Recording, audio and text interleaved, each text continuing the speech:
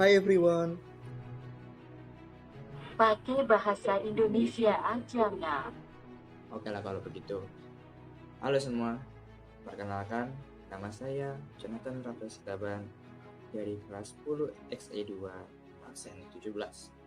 Di sini saya akan menjelaskan tentang kerajaan Hindu Buddha. Mau tahu kelanjutannya? Simak video berikut ini.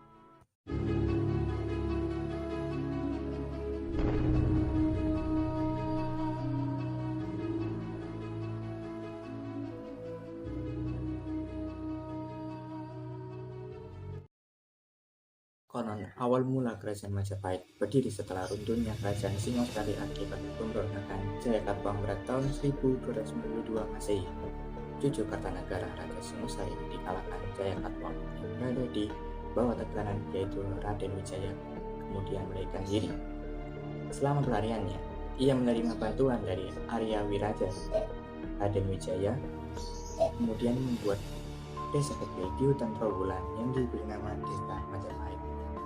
Nama desa ini diambil dari nama buah maja tumbuh di hutan, namun memiliki rasa pahit terkait dengan historia. Seiring berjalannya waktu, desa itu berkembang dan Wijaya diam-diam dikuatkan dengan merebut hati penduduk, yaitu mabok dan darah.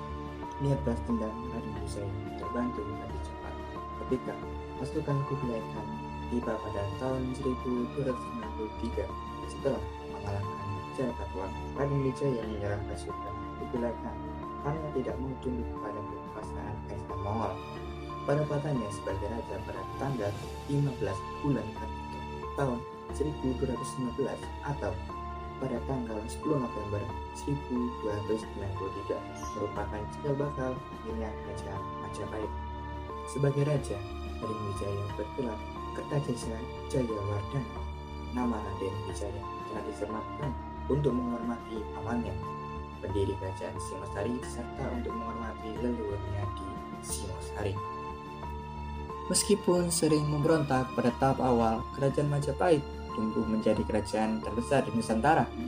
Masa kejayaan kerajaan datang ketika dipimpin oleh Hayam Wuruk 1350 sampai 1389 Masehi. Kejayaan Majapahit tak luput dari peran Gajah Mada, sang Mahapati yang berhasil menumpas segala pemberontakan dan bersumpah untuk menyatukan Nusantara.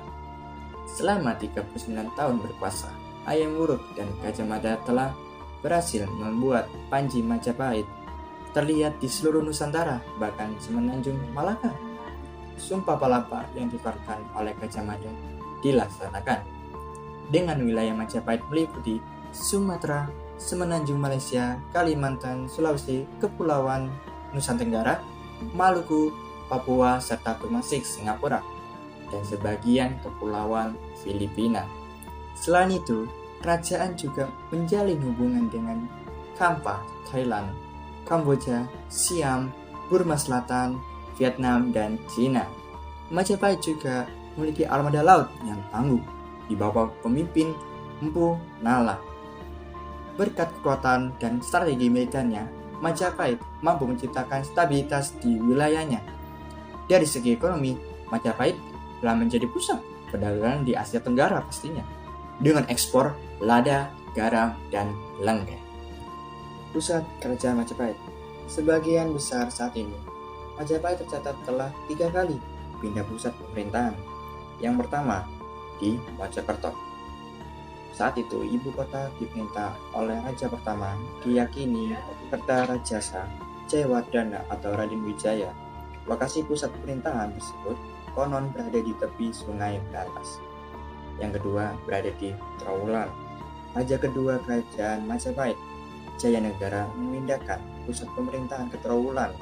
Pada masa kini, kota tersebut berjarak 12 km dari Mojokerto. Pusat pemerintahan di Trawulan berjalan cukup lama. Yang ketiga berada di Dah atau disebut Kediri. Ini merupakan kota ketiga dari pusat pemerintahan kerajaan Majapahit. Kepindahan pusat pemerintahan Majapahit ke Dah berkaitan dengan erat masalah internal di kerajaan dan ancaman dari kerajaan Islam, kerajaan Demak yang merupakan kerajaan Islam pertama di Pulau Jawa. Keruntuhan Kerajaan Majapahit mulai mengalami kemunduran setelah wafatnya Gajah Mada dan Hayam Wuruk. Sejak saat itu, para penerusnya tidak ada yang cakap dalam mengelola luasnya kekuasaan Majapahit. Selain itu, terdapat beberapa faktor yang mendorong runtuhnya Kerajaan Majapahit. Di antaranya, banyaknya wilayah taklukan yang melepaskan diri. Kedua, terdapat konflik perebutan tahta. Ketiga, meletusnya Perang Parekrut. Keempat, semakin berkembangnya pengaruh Islam di Jawa. Kekuasaan Kerajaan Majapahit benar-benar berakhir pada tahun 1527 setelah ditaklukkannya oleh pasukan Sultan Trenggana dari Kesultanan Demak. Sejak saat itu, wilayahnya yang tersisa diambil alih oleh Kesultanan Demak. Beberapa peninggalan Kerajaan Majapahit seperti situs Trowulan meninggalkan warisannya seperti Prasasti Wuraru, Kudadu, Sukamerta, Balawi, Praspanca Sapura, Parung, Canggu, Biluluk, Karangbogem, dan Katiden.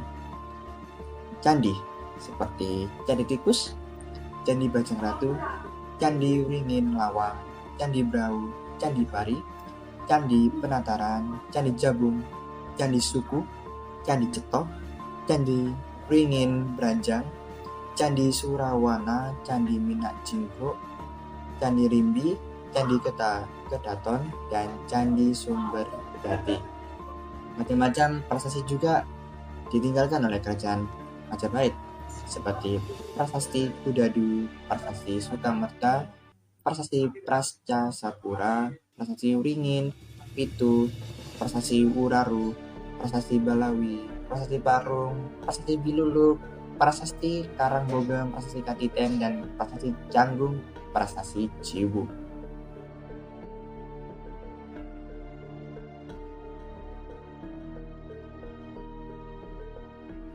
Nah, gimana nih? Sudah pada paham belum? Kerajaan Majapahit itu pastinya sudah dong, karena sudah menyimak. Terima kasih sudah menonton video tersebut dari awal hingga akhir. Semoga video ini bisa bermanfaat bagi kita semua. Terima kasih, sampai jumpa.